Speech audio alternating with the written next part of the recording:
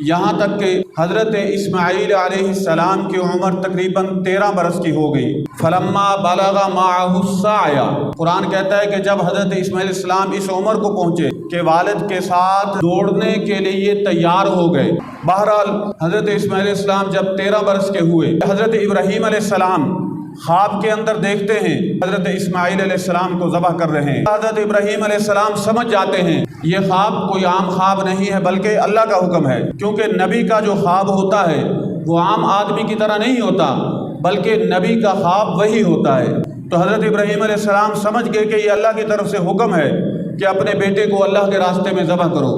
آپ اندازہ لگائیں، دنیا کے اندر کوئی ایسی مثال ملتی ہے کہ کوئی آدمی ایسی قربانی دے کہ اپنے ہی بیٹے کو اپنے ہی ہاتھوں ذبح کرے اور اسے اللہ کے راستے میں قربان کرے؟ اور ایسا کوئی عظیم باپ پیدا ہو سکتا ہے کہ جو اپنے ہی ہاتھوں سے اپنے ہی بیٹے کو اللہ کی رضا کے لیے ذبح کرے؟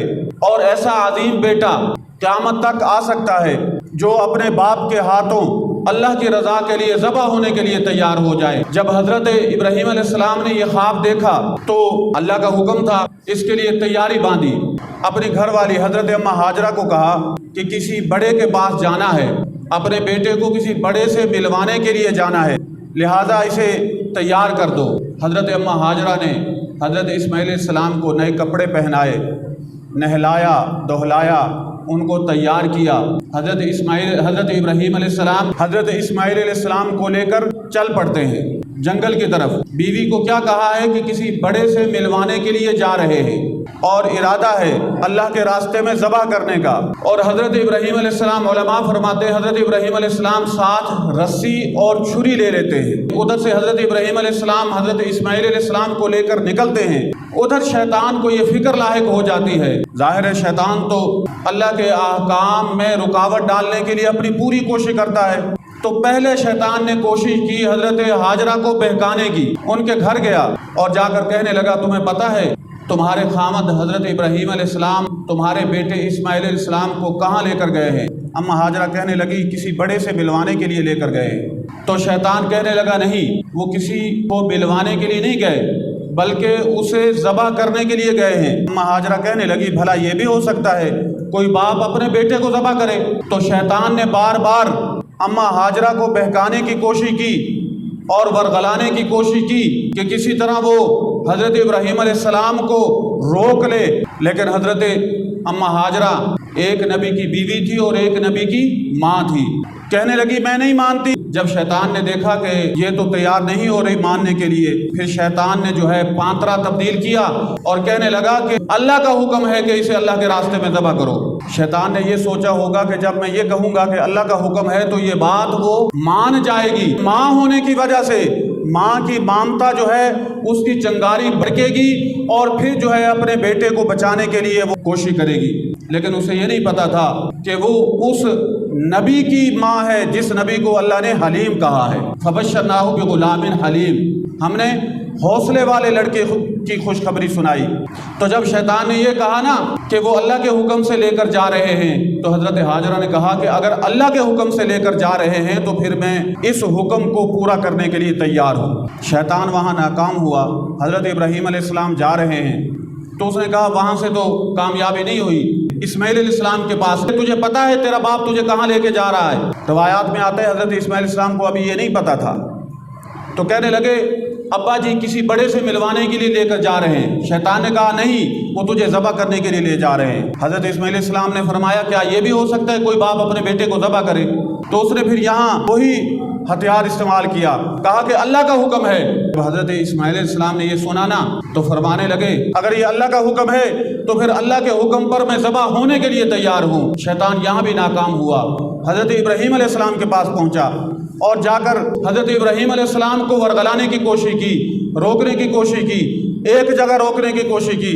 حضرت ابراہیم علیہ السلام نے وہاں پر 7 کنکر شیطان کو مارے، وہاں شیطان کو ناکامی ہوئی، پھر آگے راستے میں جا کے کھڑا ہو گیا، پھر حضرت ابراہیم علیہ السلام کو روکنے کی کوشش کی۔ حضرت ابراہیم علیہ السلام نے وہاں پر پھر 7 کنکر مارے، وہاں ناکامی ہوئی، پھر حضرت ابراہیم علیہ السلام آگے بڑھے، شیطان پھر راستے میں آ گیا، وہاں پر پھر حضرت ابراہیم علیہ السلام نے اس مرتبہ اتنے زور سے شیطان کو کنکر مارے کہ شیطان بھاگنے پر مجبور ہو گیا۔ تو بہرحال حضرت ابراہیم علیہ السلام نے وہاں پر جنگل میں پہنچے، حضرت اسماعیل علیہ السلام سے یہاں پھر رائے لی، قال یا بنیا، تو حضرت ابراہیم علیہ السلام نے فرمایا میرے بیٹے، انی ارا فی المنام، میں خواب کے اندر دیکھتا ہوں، انی اذبحک فانظر ماذا تری، میں تجھے ذبح کر رہا ہوں، تو بتا تیری رائے کیا ہے۔ تو ذبح ہونے والا بھی کون تھا؟ نبی تھا۔ قال یا ابت افعل، کہا ابا جان آپ ایسا ہی کیجئے، ما تؤمر، جیسا آپ کو حکم دیا گیا ہے، اگر اللہ نے آپ کو حکم دیا مجھے ذبح کرنے کا تو مجھے ذبح کیجئے، ستجدنی انشاءاللہ من الصابرین، آپ مجھے صبر کرنے والوں میں سے پائیں گے۔ یہاں پر حضرت اسماعیل علیہ السلام نے انتہائی عاجزی کا اظہار کیا، یہ نہیں فرمایا کہ آپ مجھے صبر کرنے والا پائیں گے، بلکہ کیا فرمایا؟ صبر کرنے والوں میں سے پائیں گے۔ فلما اسلم وتلہ للجبین، حضرت ابراہیم علیہ السلام نے اور حضرت اسماعیل علیہ السلام نے اللہ کے حکم کو تسلیم کر لیا۔ وتلہ للجبین، اور ابراہیم علیہ السلام نے اسماعیل علیہ السلام کو پیشانی کے بل لٹا دیا۔ کہتے ہیں کہ پہلے جو ہے وہ سیدھا لٹانے لگے، لیکن خود حضرت اسماعیل علیہ السلام نے فرمایا کہ ابا جان آپ ایسا کیجئے، مجھے سیدھا نہ لٹائیے، ہو سکتا ہے میری اور آپ کی آنکھیں اور نظریں ٹکرا جائیں اور اللہ کے حکم کے درمیان باپ اور بیٹے کی شفقت اور محبت حائل ہو جائے اور اللہ کا حکم رہ جائے، اس سے بہتر ہے مجھے کروٹ کے بل لٹا دیں تاکہ میرے اور آپ کی نظریں آپس میں نہ ملیں۔ تو وتلہ للجبین، یعنی جبین اسے کہتے ہیں، کروٹ کے بل لٹا دیا۔ اور پھر بیٹے کی ہمت اور جذبہ دیکھو، کہنے لگے ابا جان مجھے رسی سے باندھ دیجئے، کہیں یہ نہ ہو آپ مجھے ذبح کریں اور تکلیف کی وجہ سے میں تڑپوں اور میرے تڑپنے کی وجہ سے آپ کی پدری شفقت جو ہے اللہ کے حکم کے درمیان حائل ہو جائے، کہیں ایسا نہ ہو، اس لیے میرے ہاتھ پاؤں باندھ دیجئے۔ تو حضرت ابراہیم علیہ السلام نے حضرت اسماعیل علیہ السلام کے ہاتھ پاؤں بھی باندھ دیے، یہاں تک کہ اپنی آنکھوں پر پٹی باندھ دی اور ذبح کرنا شروع کر دیا۔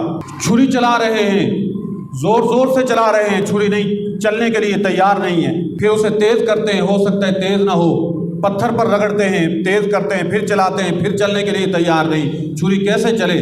چھری کا کام تو کاٹنا ہے، لیکن چھری اس وقت کاٹتی ہے جب اللہ کا حکم ہوتا ہے۔ آگ کا کام جلانا ہے، لیکن آگ اس وقت جلاتی ہے جب اللہ کا حکم ہوتا ہے۔ زہر کا کام آدمی کو مار دینا ہوتا ہے، لیکن یہ اثر اس وقت ہوتا ہے جب اللہ کا حکم ہو۔